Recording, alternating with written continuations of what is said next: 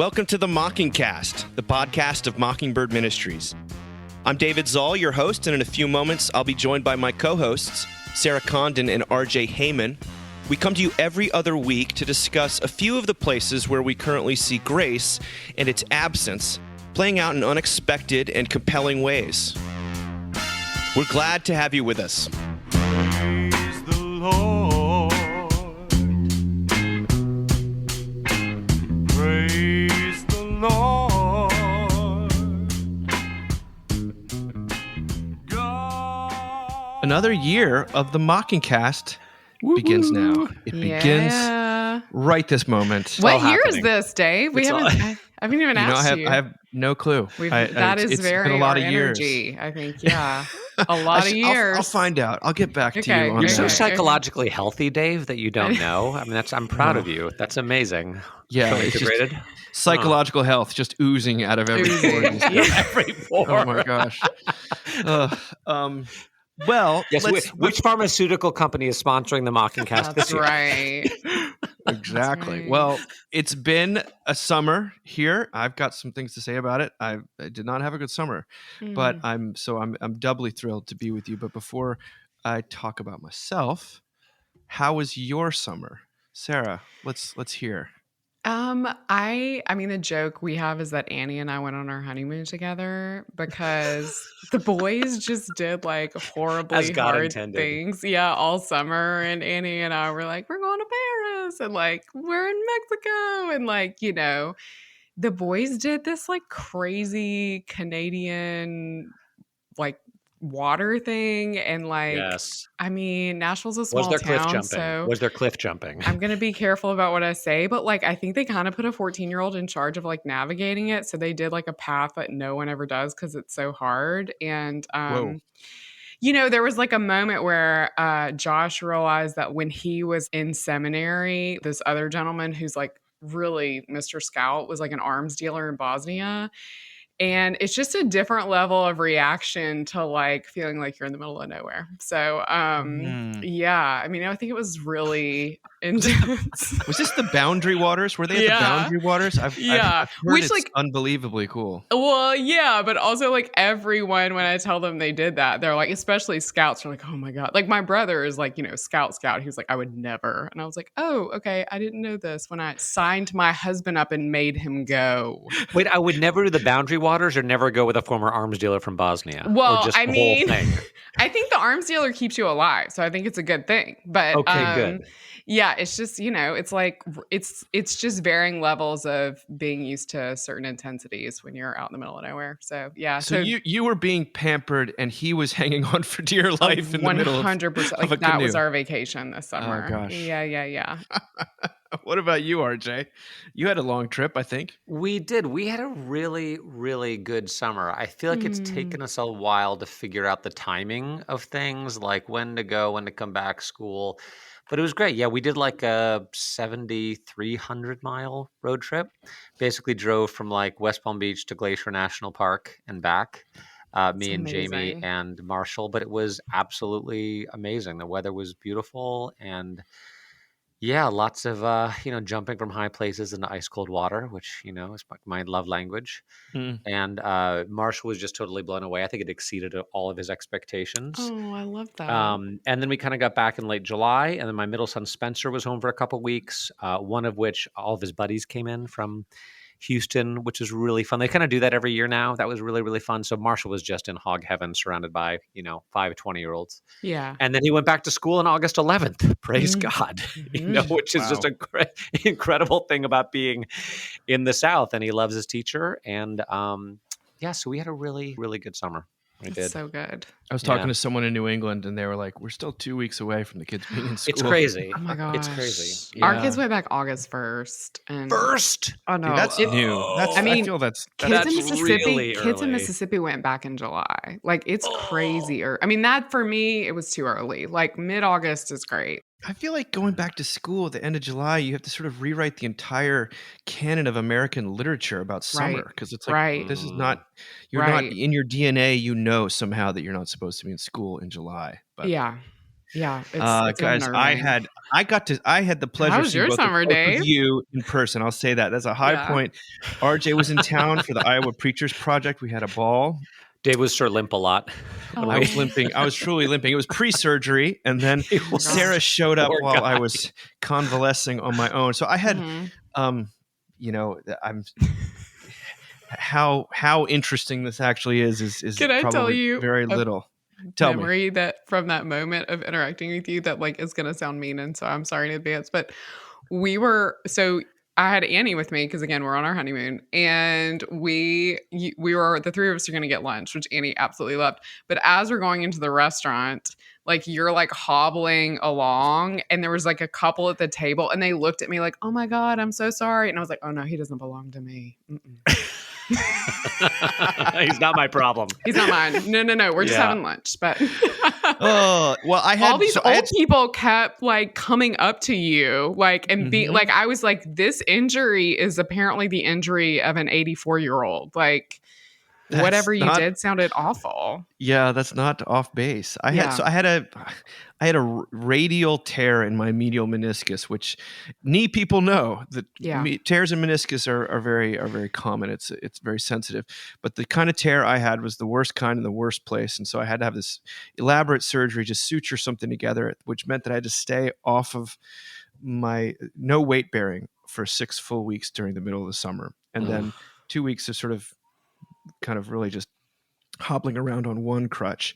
I'm walking as of today, but what it's meant was sort of the summer of crutches was, well, first of all, let me say, my wife and my family were amazing at this. The church was incredible. I'm so blessed. I got to see a lot of people show up that I almost didn't expect, but it was terrible. It was really I wrote a piece today called about lessons from a miserable summer, and when my therapist found out that this was happening, she's an Enneagram person, and she says, she thinks I'm a 2, and she says, this is going to be a nightmare for you because you are, but it's going to be spiritually very instructive, because she says you're a helper and a doer, and to not be able to do that at all in any meaningful way for 6 weeks is going to be very hard. And it was very hard. It's just a total object like lesson in the fact that you can know something's going to stink. You can know it's going to really throw you into a depression. And that doesn't change the fact that it does. So I'm back today and I feel good. I'm like I now understand what it means when people try to kick Percocet. Like that was a rocky moment. I have nothing but awe and compassion for the wheelchair bound out there, because I'm a big baby. Like this took me out like emotionally.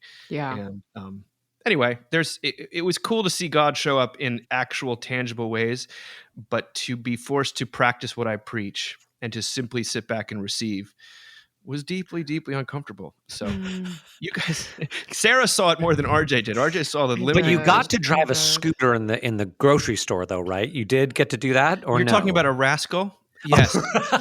Oh, okay. So he's got lingo. The rascal, like the little, the cart that you drive. Uh-huh. I was that guy. Amazing. I was that guy. Yeah. That's- Did you get some good that's speed? Did you get some so good good. velocity in the rascal? Did you get up to no good? I made my presence known. People were dawdling, and I need anytime you back up, it's like a truck is backing up in the middle of the aisle. So heaven forbid you have to do one of those Austin Powers turns in the middle of the the dairy section. So story over. I'm sure it'll come. I mean, this is where my head's been at, so I'm sure it'll filter into what we talk about. But rascal. it was really, it really was wonderful to see the two of you, and it's great to be back, and it's great to have 2 of my boys back in school. The third one starts this week.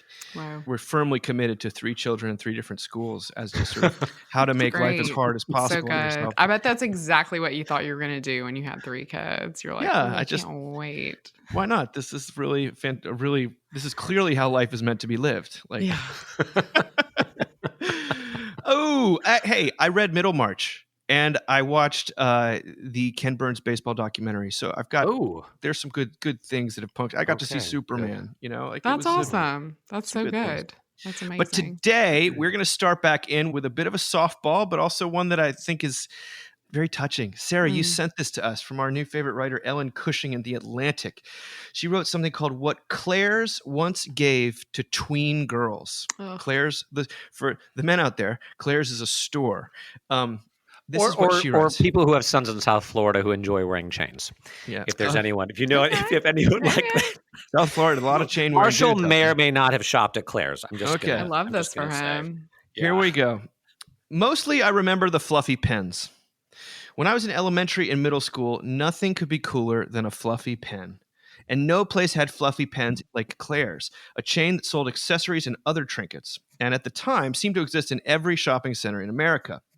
Mine had an entire wall of fluffy pens in every color, usually for some kind of absurd deal that allowed even a child to feel the intoxicating rush of acquisition. This was what Claire's was for. It was a temple to girlhood, a place where everything was frivolous and where tooth fairy money could make dreams come true. But Claire's is in trouble. Earlier this month, the company filed for bankruptcy protection for the second time in a decade and began liquidating. They've since, I guess, been rescued, but it's not looking good for Claire's, you guys. Claire's started as a wig shop in the 60s before merging with an accessories retailer in 1973.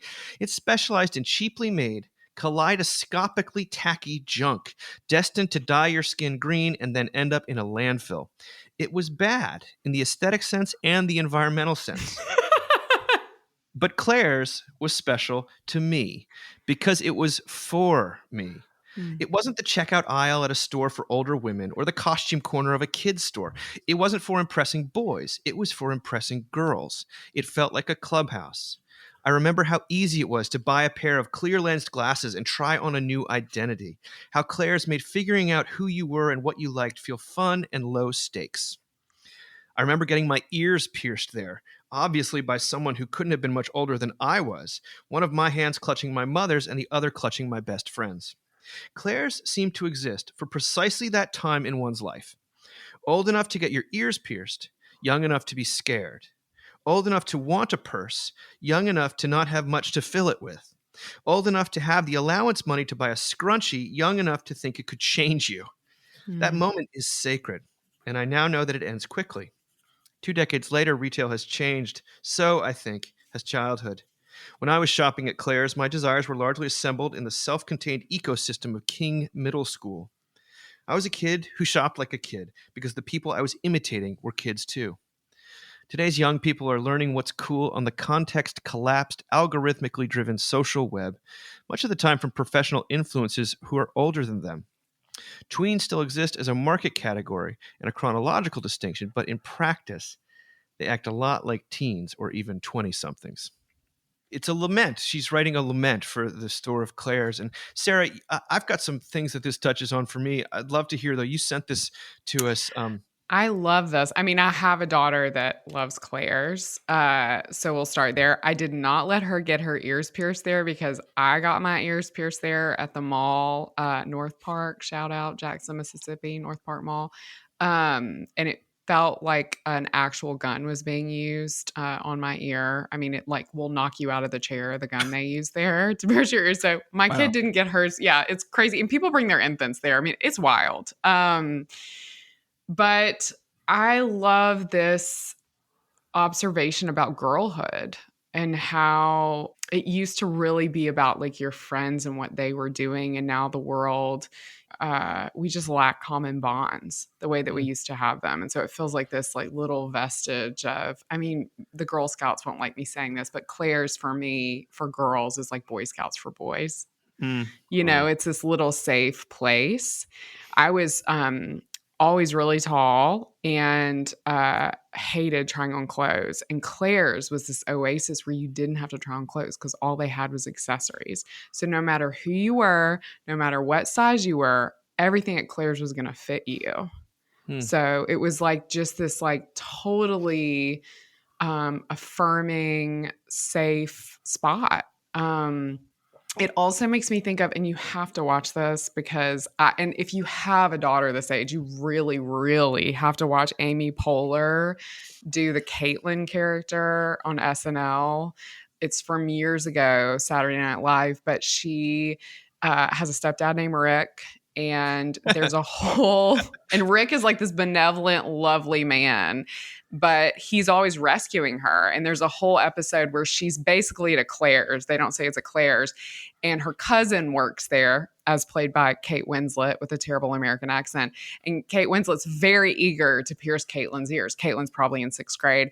And Caitlin goes over to her stepdad in the way that she does every time that they do the spit. And she goes, Rick, Rick, Rick, Rick, Rick.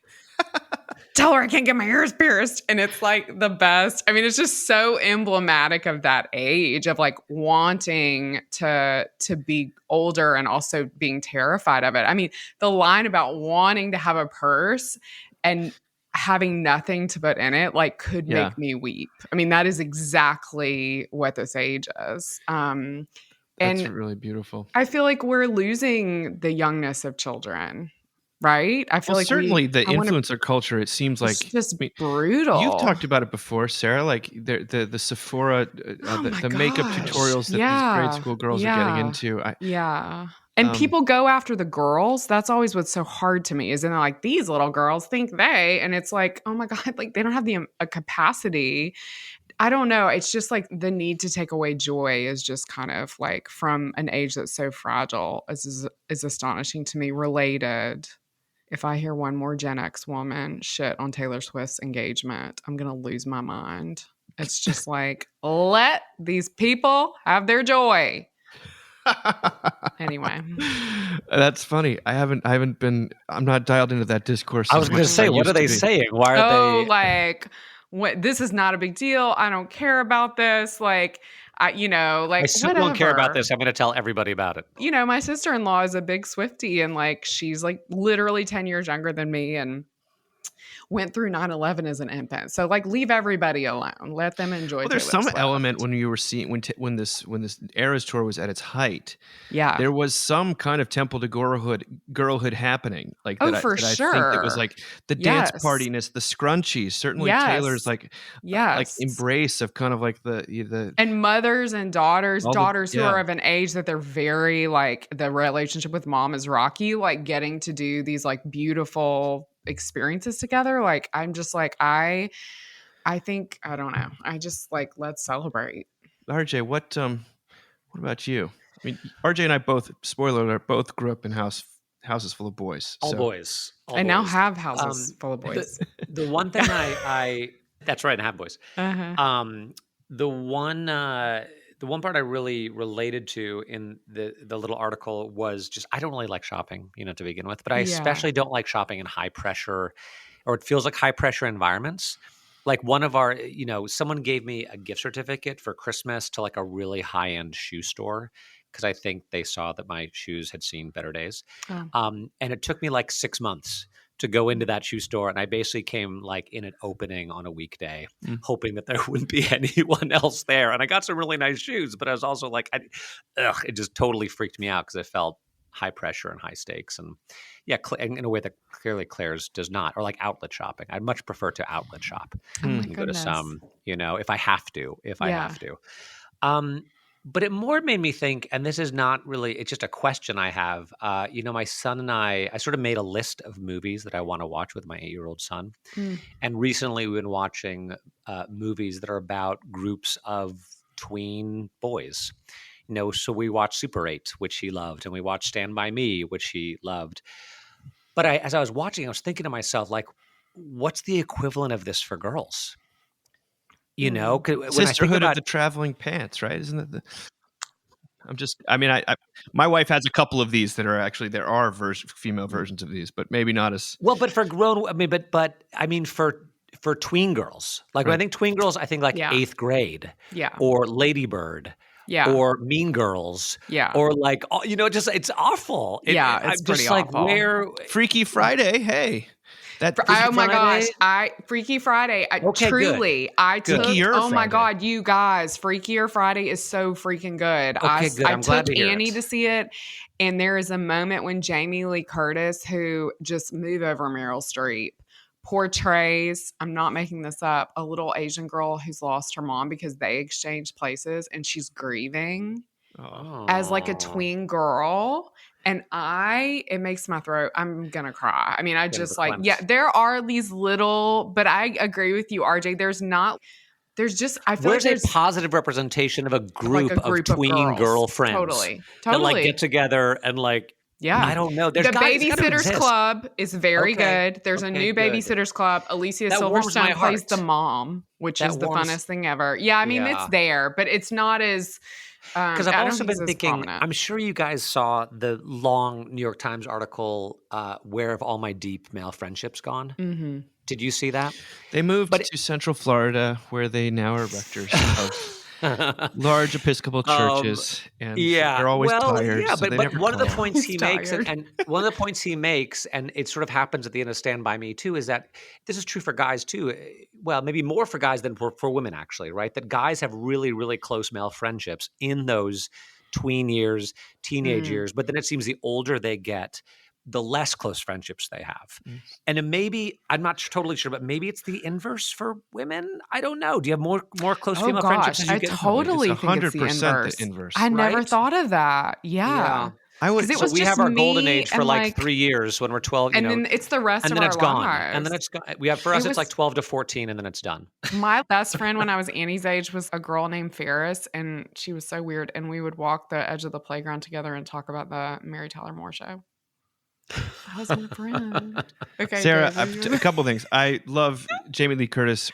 Here, her resurgence as an actress and as a person and as just a voice. Like, she's huge in the recovery community. She's like got a lot of time for spiritual concerns and God. But I watched The Bear while I was on the couch this summer and was blown away by her work. Oh my gosh! I will say, as far as tween movies, like I do have to give a major shout out to our friend Dusty Brown and Tony Hale, who put out this movie Sketch in the dog days of summer, August. It's the very risky thing that they did, but they put together a fantastic movie Sketch. Everyone needs to run, not walk. And there's stuff in there about grief. There's an enormous amount of humor. It's kids on the cusp of sort of actual teenagedom, but there's it's clever, it's hilarious, it's deeply poignant and touching, and it's distributed by Angel Studios, which I guess is a Christian. Does The Chosen, right? Yeah, they do Christian. This is not a Christian movie. I'll just spoiler alert. Sarah celebrates their entire catalog. I think Christians were very confused that Christians for whom some of it was marketed to really did not like the movie. But the fact that it actually made it into the theaters is wonderful. So we celebrate that and we boost that as much as we possibly can. For sure. Sketch. Go see it. And you can get it on Apple TV right now. It's so spectacle. Like, I'm gonna watch that. Like I just love seeing it. Like, it was incredible to see in the theater. Also, there's a character named Dave that loves music. Dave Z. Now I don't think that was intentional, though we do know the people that wrote this movie. But I felt in that moment, suffering as I was and not able to see much light, I felt like it was God winking at me when I saw this movie I loved. Dave. And praise God. I felt that too. I think it's one of those movies that everybody is going to feel at some point in that movie, they're going to feel God winking at them. The other things I'm thinking about here, though, I love the fact that she felt that it was for her specifically, that it wasn't pushing her into to be older than she was or talking down to her as younger than she was. And you're right, that exists. My brother John does have a girl in precisely this age who's 13 or just maybe moving out of it, and he always says that his whole principle in raising in her is to affirm anything that sort of leans in the direction of childhood, because she's got her whole life and the internet is pushing her into Sephora, into self-loathing and competition, and he says, so if she asks for a bunny rabbit, she's 12, I'm going to buy the bunny rabbit before they buy the phone or the trampoline. And I think there's something really wonderful about that. And growing up in a household full of boys, I kind of thought I liked the fact that there was this store that was cloaked in mystery that you went by and was sort of like something's happening there. It's an alien species. You don't know what's going on. But I never thought about that. Yeah, that, and then Victoria's Secret is like you're sweating walking by Victoria's Secret. You're like, oh my! Avert your eyes. I want to look. I can't look. I want to look. I can't look. Yeah. But I think that there is a lot to that. When people say that they feel loved as they are rather than as they should be, I mean, the market forces are trying to make us into other things all the time. It's not just religion or politics. And what she felt, and I love the fact that she says it was aesthetically and environmentally bad. Yeah. And yet I loved it. And a Yeah. fluffy pen serves no, those pens never really write for very long. Like, it's grace, So let's move from that into something a little more harrowing. This is what I felt was one of the more important bits of journalism to appear over the summer. This is by Leslie Jameson, who spoke at a conference for us a while back. It's in the New Yorker. It's called The Pain of Perfectionism. And Leslie sat down to speak with to profile two researchers, Gordon Flett and Paul Hewitt, and to dive really deeply into this subject. I'm going to read a little bit here. I'll stop and then I'll read some more. She writes this: at first blush, it can be hard to take perfectionism seriously as a source of suffering. The lament, "I'm a perfectionist," carries a strong whiff of humble brag, the kind of thing savvy job applicants say when asked their greatest flaw. Gordon Flett told me, "I can't stand it when people talk about perfectionism as something positive. They don't realize the deep human toll." Paul Hewitt, a clinical psychologist, has seen with his therapy patients how perfectionism can be, quote, "personally terrorizing for people, a debilitating state." It's driven not by aspiration, but by fear, and by the conviction that perfection is the only way of being secure and safe in the world. These days, Jameson writes, and I think it's related to the influencer culture we've talked about, perfectionism is everywhere. We live in an era of proliferating cosmetic treatments, Ozempic, and photo editing apps that have transformed our sense of what perfection looks like. Flett believes that young people, especially Gen Zers, are facing an epidemic of perfectionism. And in a survey he conducted among Canadian high school students, he found that 54% identified with the statement, "I need to be perfect." And a 2024 Gallup poll corroborated this general trend, finding that more than 1 in 3 U.S. teenagers feel pressure to be perfect. Flett suspects that the crisis is largely fueled by social media. Surprise, surprise. People are tortured by the gap between their actual and their perfected lives, not to mention the perfected versions of other people that circulate online. According to Hewitt, this is the one thing that distinguishes true perfectionism from a mere pursuit of excellence. Reaching the goal you have never helps, whether it's a top grade, a target weight, or a professional milestone. Achievement, he says, doesn't touch that fundamental sense of being unacceptable. Perfectionism perpetuates an endless state of striving. It's an affliction of futility, an addiction to finding masochistic refuge in the familiar hell of feeling insufficient. It might not feel good, but it feels like home. Flett and Hewitt have also found perfectionism to be a powerful predictor of suicide. And researchers have noted that people with perfectionist tendencies have higher than normal rates of ulcers, hypertension, fibromyalgia, arthritis, irritable bowel syndrome, and Crohn's disease. But they're also slower to seek care because their fervent desire to be okay or seem that way can hinder them from looking for the help they need. In other words, perfectionism isn't just a personality quirk that might make you better at your job. It's deadly. Now, I'll stop there before reading a bit more because there's a lot more to this.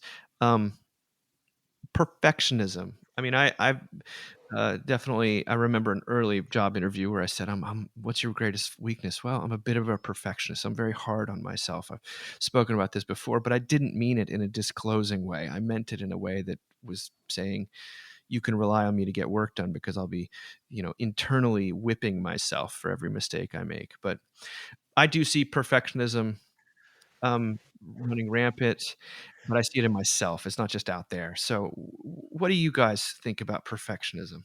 It's not a thing that I have ever strived for. So it's hard. It is like, and it's interesting because I've been having conversations with our firstborn because it definitely is a thing he thinks about a lot. I think it's probably a thing Josh thought about a lot. I think it's a big firstborn thing too. I do too. Stereotypically, yeah. Yeah, and so it's I'm actually, this is so helpful to talk about because I'm kind of trying to find my way with having conversations with him about it. My brother and my sister-in-law just had their second baby. Oh, Which is so exciting. And I got to go help them last week. And my sister-in-law was looking at social media and she saw like there's a fitness influencer with Peloton, and this woman has had a baby along similar lines and like had posted something about exercise or food. And, I could tell my sister-in-law was like, oh my gosh, like I've got to get myself together, and the baby's like not 2 weeks old. And I was like, first of all, that's that lady's job to be like skinny again, and also like that sounds miserable. Like I think what we see as perfection on the internet, maybe it's so easy for us to forget how miserable it is.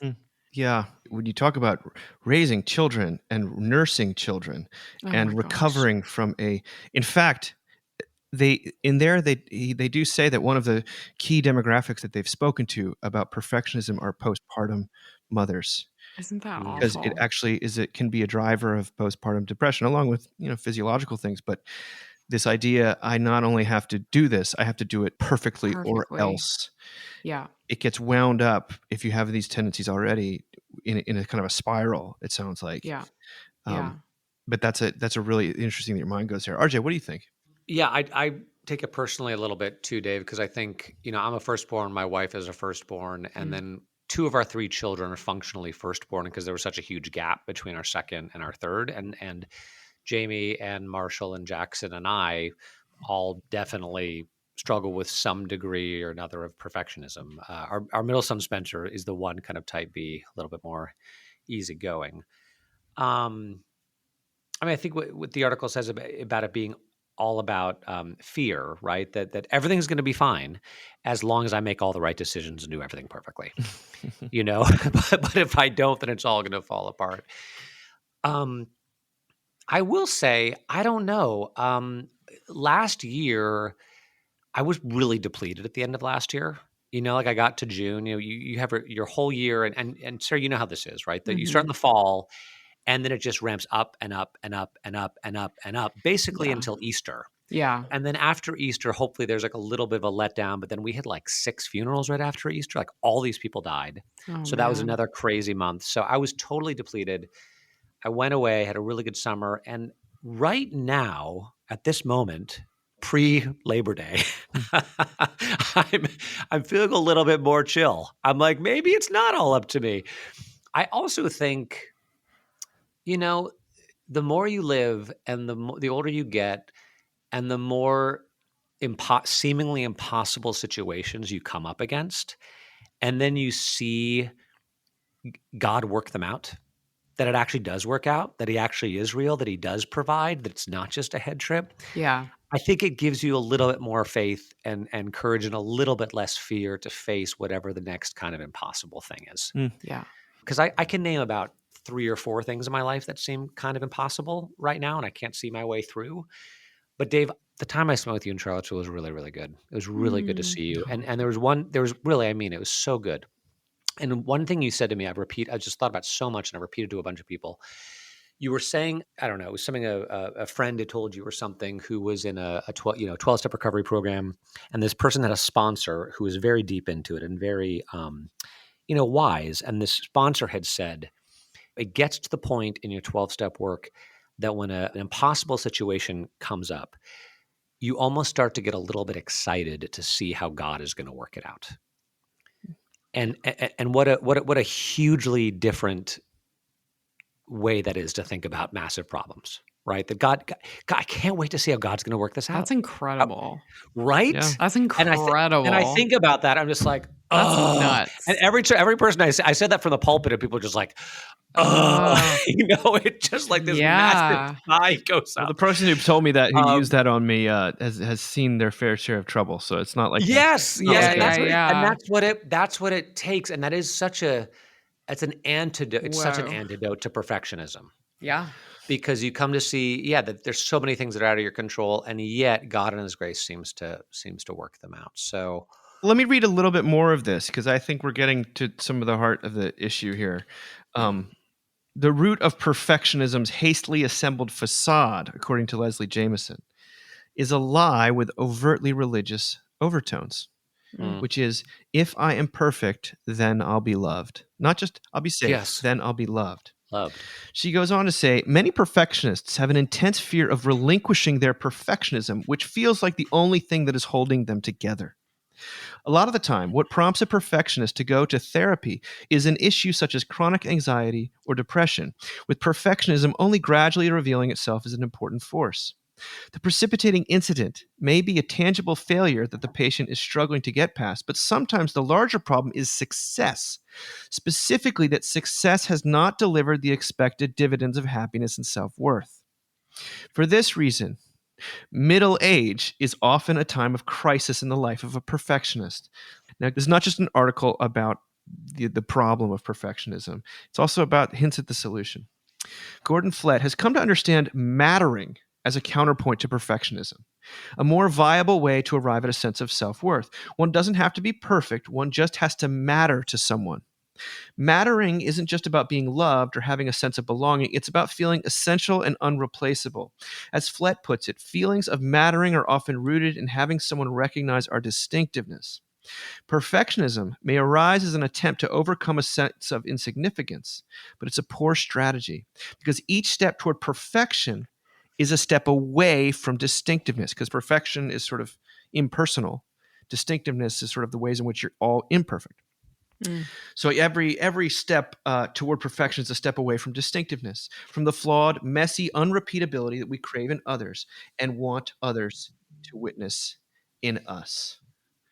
Now, I do think there's something very beautiful about that when it gets down to the Christian message, this idea that not that you need to love God perfectly, but that you are perfectly loved, aka you are seen in your distinctiveness in both the positive and negative ways, in your sin and in your uniqueness, and you are nonetheless embraced. I mean, I think that it is a perfectionism. Everything we've been describing in perfectionism is what we would just call a sort of a default religion of law. If I am perfect, then I'll be safe, then I'll be loved. And now, let's face it, Christians are very often perfectionists. They're moral perfectionists. They're scrupulous about their faith lives and all sorts. Because there's an element of truth to it. There's an element of it's the law. There's an element of spiritual truth to it. Yeah, be perfect, therefore, as your heavenly Father is perfect, as someone once said. But the answer is not to somehow just triple your efforts at being perfect, but to receive, to matter to someone. When he says you need to matter to someone, what is he saying? You need to be loved by somebody. I love that it's something that kind of comes from the outside to you. Now, there are other things to talk about here. That he also talks about going into a Chinese school and talking about the dangers of perfectionism. And these Chinese teachers were sort of like, they had never, ever heard someone say that there was a downside to perfection. And that's just the cultural context is very interesting in this regard, because, are we just neurotic Westerners who struggle with perfectionism? According to what these researchers say, it's not simply high educated to upwardly mobile people that struggle with this. In fact, a lot of times, like folks who've given up, who are completely resigned to life, they're actually coming from a place of perfectionism as well. If I can't do it perfectly, I might as well not do it at all. I won't do it at all. So that sort of retreat from life is also a form of perfectionism. It's just sort of a resigned form. I don't know. What do you guys think? It's funny. This makes me think of a thing that Josh said. I kind of have a laissez-fairness about me that sometimes rubs especially some women the wrong way. Like, I'm like, well, whatever. And like, some people really don't like that. And sometimes I notice the reaction to me is that they'll make fun of me, right? Like, I'll forget something for school for a kid, or I'll show up twice for the same meetings, like I've done twice in the past 2 weeks, like show up on the wrong day. You're like, whatever, I'll come back. Like, these things don't bother me. But sometimes there are specifically women in my life who will kind of tease me. And Josh said to me, if you think that the whole point of Sarah is that she's perfect, then you've missed out on who she is. And it was like such a just gift to have a spouse that would know me well enough to say that to me. And it just made me feel like, I don't know if I've ever felt that loved. Truly, like, I didn't have parents that would have said that to me. I didn't, you know what I mean? Like, it just was like this piercing knowing of me. And, yeah, it was like relief. And I hope that we can hear, I hope we can hear God saying that to us. You know, if you think the whole point of you is to get all these things right, then like you've missed the beauty of my creation of you. So yeah, Love I don't know. Way to go, Josh. I know. That's making husbands everywhere feel inadequate. No, but I mean, we are imperfect. Whoa! But it's a very powerful picture. I love that. That's amazing. That's amazing. It sounds like you felt very known in that, and seen. Yeah, and loved. I did because I think I don't think about being perfect, but I do think. I mean, RJ, I think you're right. I think you're firstborn. It's a world of like, because your parents are like, oh, this perfect little thing. We better not screw this up. Oh my gosh. Yeah. You know, it's impossible not to. Yeah. It's impossible for love to not feel contingent. I think no matter how good your parents are when you're firstborn. And so, to just be given love out of who you are. Just want to get it right. Yeah. RJ, what else are you thinking about this? I was thinking about that word matter and about how I know what you mean. Like, I find freedom in being known and loved, you know, by God and by other people. But I also do find freedom in light of who God is, that I don't matter that much. You know, that I think those are two different senses of mattering, but like in knowing, hey, RJ, it's not about you. You know, it doesn't. I actually ended up preaching about this on Easter, strangely enough, because I was trying to get my Easter sermon perfect. And then about 9:00 that night, I heard Jesus, you know, on the night before Christmas, night before Easter, I heard Jesus say, it's not about you.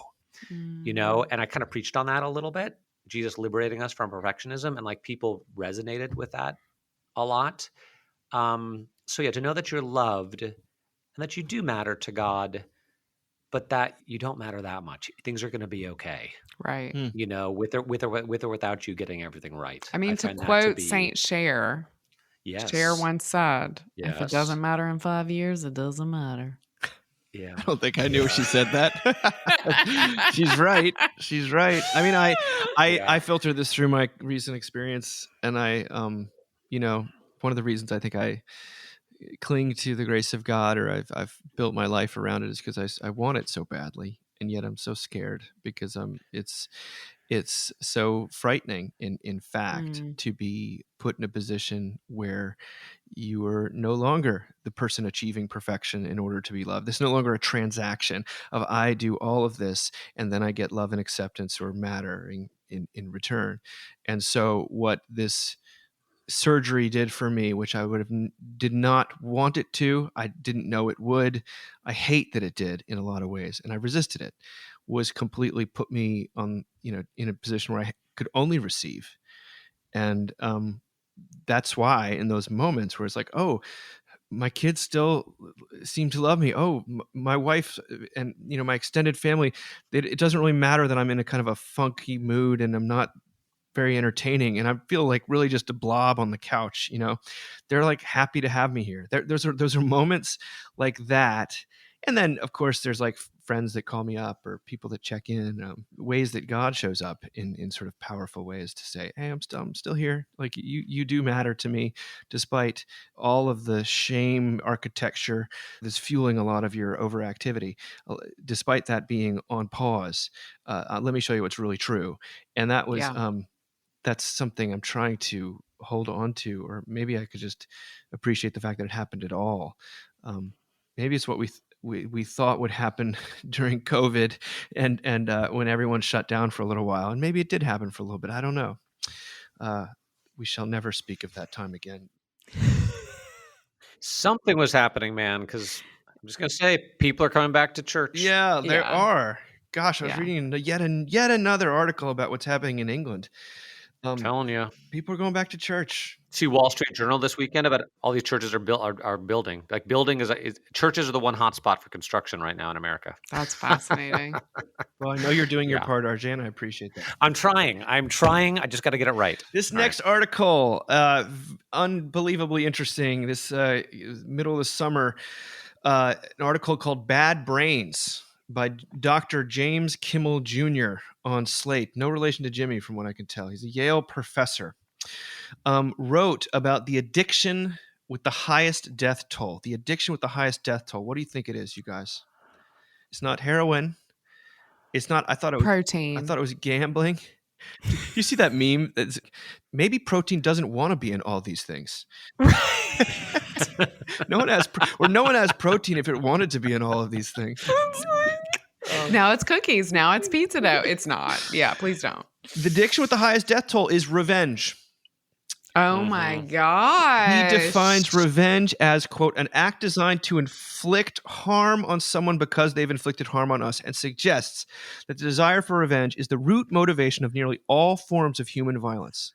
Of the top 20 human atrocities of all time, 19 were the result of compulsive revenge seeking. They left an estimated 336 million people dead. Revenge-seeking functions, writes Kimmel, on a biochemical level exactly like an addiction. It's overpowering and consuming, more a craving than a preference or decision, which necessitates radical intervention to curb.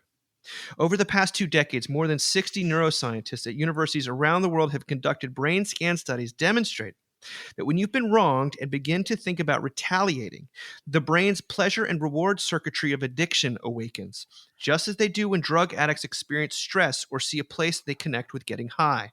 This is terrible news. Dopamine levels appear to surge and crash, producing the familiar sensation of craving. But unlike other addictions, to gratify revenge cravings, you've got to hurt the people who hurt you, or their proxies. And when you do, you experience pleasure for a while. But then, as with other addictions, the pain returns with a vengeance, leaving you feeling worse, but wanting more. This accounts for all of the revenge movies, John Wick, or half your Facebook feed. Yes, it accounts for a whole heck of a lot. Fortunately, neuroscientists have stumbled on an Ozempic-level effective treatment for revenge-aholism. Oh my God, tell us, Dave. It's free, Sarah, and it's available without a prescription. Okay. It starts with an F, and it is forgiveness. Oh, okay. I know. Where was your mind going? You could have gone anywhere. Researchers conducting MRI brain scans have discovered that when you simply imagine forgiving a grievance without even informing the transgressor, you deactivate your brain's pain network, stopping rather than merely covering up the pain of the grievance. You also shut down the nucleus accumbens and dorsal striatum, the brain's pleasure and reward circuitry, which stops intrusive revenge desires. Finally, you activate your prefrontal cortex, restoring executive function and self-control so you can make decisions that are in your own self-interest. In other words, he writes, neuroscience shows us that forgiveness is a sort of wonder drug that stops pain, stops revenge craving, restores rational thinking, and helps set you free from the wrongs and traumas of the past. There's now scientific evidence supporting the ancient forgiveness teachings of Jesus and the Buddha. So church does save lives, is what you're saying. I mean, this is my favorite thing about the work we do, honestly. The most beautiful thing about Mockingbird is when the theology that we talk about, that we find in scripture, just like is a kissing cousin with what we know about psychology. I mean, it's like again and again and again, we see this, and like we're seeing it again, and it's crazy. And this is all the church should be talking about. It really is. This is all the church should be talking about. Yeah. There's a podcast I'm listening to right now. It's a conversation between a Stanford professor and a Northeastern professor. And the Northeastern professor has done all his work on the positive health benefits of like religious involvement. And it's crazy.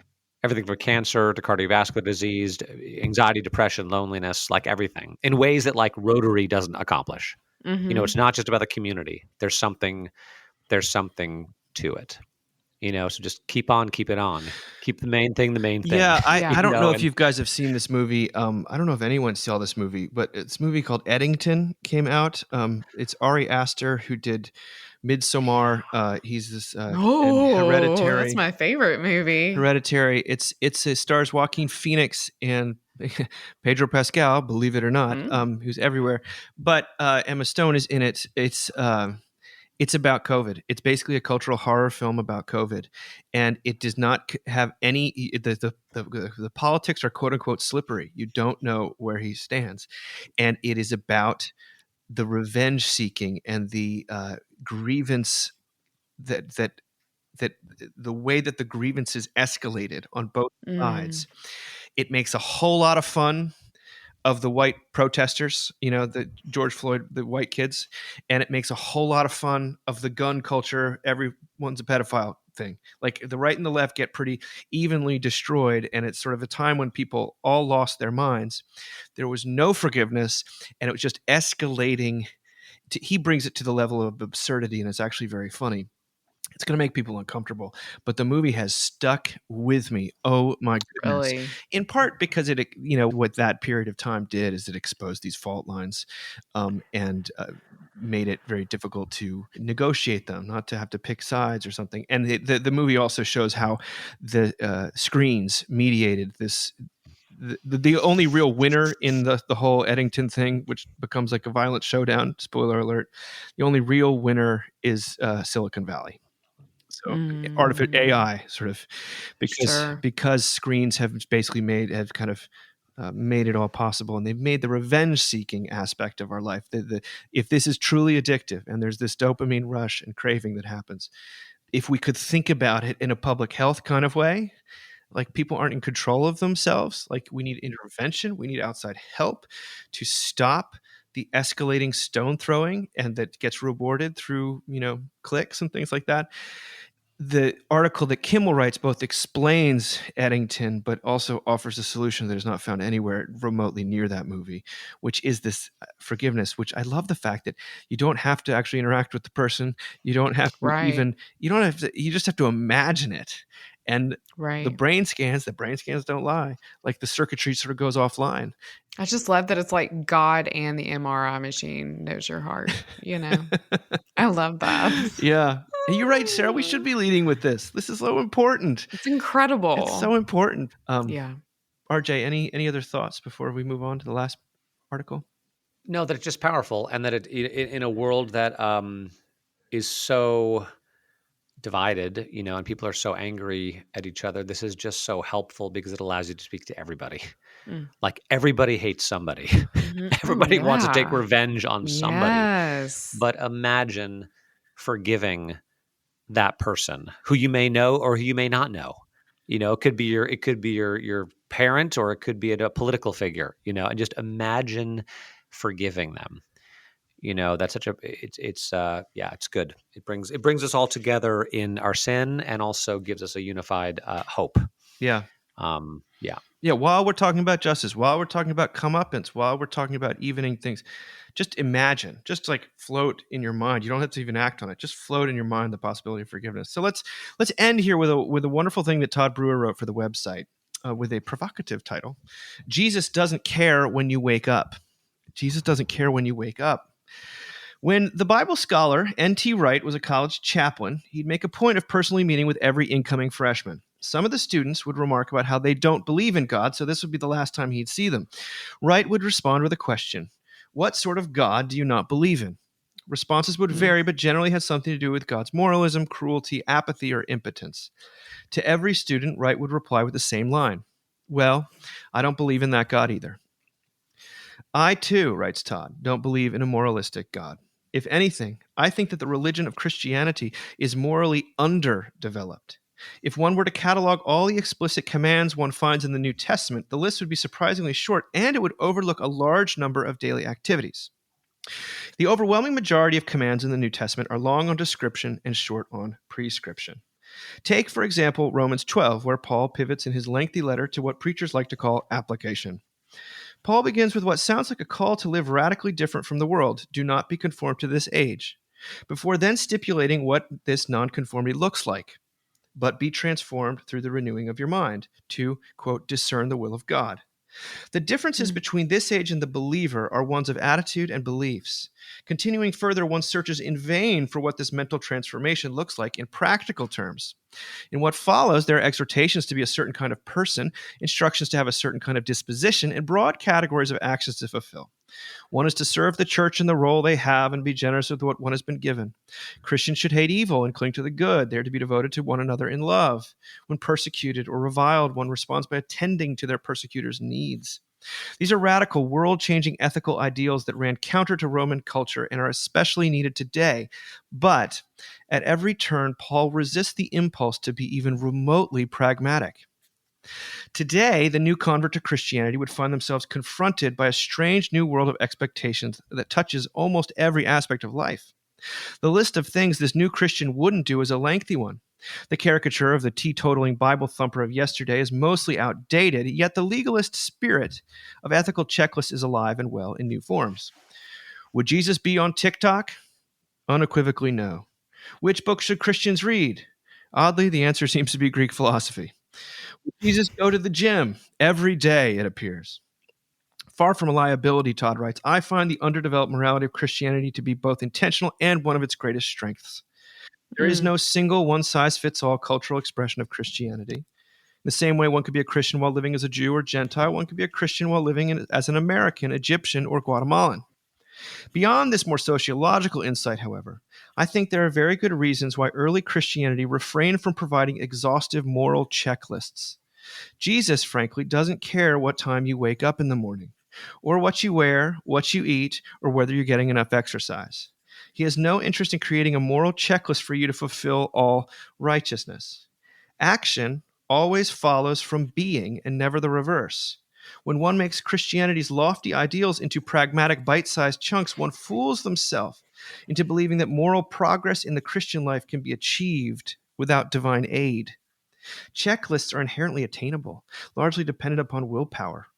It requires far more than mere decision to be actually loving, kind, and joyful.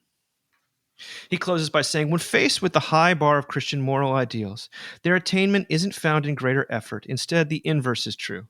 The less something feels like work, the more it arises from a fundamental change of character that only comes from the outside. Grace, in other words, feels like freedom. Those who have been moved by grace have no need to be told how to love, but do so without reserve or calculation. Christianity's underdeveloped morality is a feature, not a bug. There is freedom to do what is necessary and what is not. In place of rigidity, there is flexibility. In place of willpower, there is a boundless grace that always exceeds our checklists. This is so interesting. So I've been having these conversations with our daughter, Annie. She's at a school that has like a really big Muslim population.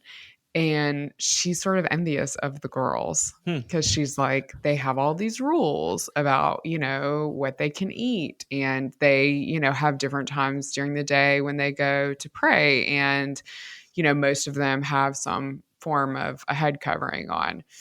And I kind of paused because I get what she's saying a little bit, right? Like there are these there's the when you bowl, right? There's the lanes that pop up when you're a little kid that keeps your ball in. And she's like, these are really clear. Like, this is really clear. And I kind of paused and said, yeah. And it's so hard to answer these questions as a parent because you're just really, building the plane while you're flying it. And I was like, yeah, but like, we do have that. It's just different in our community. It means that like, you wear what you want and you get to engage with all these different people. And, I really love this idea of like, God doesn't care what time you wake up. Like there's a real beauty in like, okay, but this is like what our culture looks like, right? This is who we're called to be. And it's just fascinating to have kids that are not just surrounded by secular kids, right? That may have all these different sort of rules for moralism, but truly like a whole other religion that has a lot of rules for moralism. And the contrast is something she's definitely picking up on. Because you're right. The secular situation has its own kind of perfectionism, like that's a different in all areas. For sure. Those rules. For sure. But people have that. Yeah. I mean, especially like in Nashville where everyone's an ex-evangelical. And so they're all hyper left, they live out of that, they just kind of copy paste, right? Yeah. Like in the direction of left, like it's kind of everywhere. And so it's like, I mean, I was almost felt like she was asking me like, why are we so chill? It's like, and I'm like, I mean, it's like, RJ, you always say this, like we don't take ourselves seriously. We take the gospel seriously. It's like, well, that's the only serious thing happening here. It's not, we're not serious. Go to Claire's. We're terrible at being serious. Well, Go to Claire's. That goes right back to Romans 12, because the first thing Paul says after he says, do not conform to the pattern of this world, but be transformed by the renewing of your mind. And then he says, by the grace given to me, I say to you, do not think of yourselves more highly than you ought. That's number like one. The foundation. Literally. That's number one. That's the rule. Don't take yourself too seriously. Yeah. Right? We take Jesus seriously. We don't take ourselves seriously. Thou art not perfect. And the reason we're chill is because that's what happens in the New Testament. They're like, the Spirit of God falls on these uncircumcised, unkosher, heathen Gentiles, and Peter's like, okay, I guess they're in. Right. I guess we don't have to do anything. And it's a miracle. We have the only major world religion that is not culturally bound. Right. In any way. Right. We don't have to refrain from certain foods, eat in a certain, speak a certain language, wear certain clothes, get a part of our body cut off. We don't have any land we need to defend. Thank God. Yes. Yeah. And like what an amazing thing. It is, though, like freedom is freedom is scary. People actually, and for me, freedom it's a little bit scary because like right now, as I'm feeling my perfectionist impulse a little more relaxed, and as I hear Jesus doesn't care what time you wake up, or like if you work out, or all these things that I know that I should be doing that I'm not doing, I'm like, well, wait a sec. What if I believe all this and I just turn into it? I don't do anything. I just a lazy mess on the floor, on the couch, on the couch. Yeah, icing your knee. Maybe I need to rupture my knee. Yeah. And the freedom aspect is so refreshing for what Todd, the way he talks about it, because he's like what God is after, if anything, is faith. And there's the faith comes from someone who is well aware of one's own limitations and own imperfections, and in fact, the humbling experiences do become opportunities for God's work. But this notion that a changed heart or a person who's been loved, they will start to act in ways that look a whole lot like law fulfilling, or they'll come closer out of, not because they feel they have to, not because of fear of shame and perfectionism, but because they're moved to. I mean, I think that's ultimately a more hopeful, but also much harder to control version. Yeah, it's utterly out of your control. That's the thing, is it's utterly out of your control. But we also know it's true, though, because when you fall in love with someone, you start to not only have more energy and seem to care about the world a little bit more. You're drawn back into the world. You're drawn back into caring about another person. Like, you start to do things for a person, or love does produce fruit, and we're so worried that it won't, so we just mandate the fruit, and the root is too scary to deal with, so let's just stay right on the surface. I think our faith at its best is concerned with what is Jesus always talking about, like the putting manure around the fertilizing the actual. Leave it alone. Don't even look at the fruit. Think about fertilizing the base of it with the waste that doesn't look like it's even worth anything. So keep your eyes fixed on Jesus, and let the Holy Spirit take care of the rest. Amen to that. Well, it'll be very interesting to see where this season takes us, you guys. But I think to begin at Claire's is a good place to begin. That's a solid spot. Sarah, thank you for bringing us that. Thank you guys for seeing me through the miserable summer I had. And thank you, listeners, for sticking with us. As always, please be in touch, especially with positive things. Yeah, we don't hear any of your feedback. No criticism. Mockingbird, we are doing a conference in November. We'll talk about this a little bit more, but Sarah's going to be there November 14th and 15th here in Charlottesville, and it has come together. It's going to be awesome, and I'll put that stuff in the show notes. Awesome. But until then, you guys, until a couple weeks from now, we'll talk to you. Bye. Bye.